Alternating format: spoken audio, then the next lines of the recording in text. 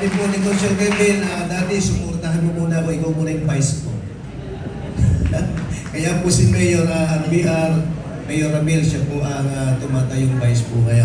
So, yun po, salamat po Mayor. Ito po, naririnig po ng lahat. Salamat po sa provision po ninyo. Nakataos po kami ng malwalhati sa aming prayer conference. At naman po, katulad na sinabi po ni Bishop Bear, magkaroon po ng puwang ang Body of Christ para po magkaroon ng gawain. Hindi lang po sa munisipyo, sa lahat ng bahagi ng Cabiao. At katunayan po, bukas po ang munisipyo sa lahat po ng pastor, sa DILG, sa LGU, tsaka po sa PNP. Yung PNP po, 2 taon ko na po hinahawakan. Kailangan po ng bayan po natin, yun po ang pamamagitan, yung intervention po ng Body of Christ.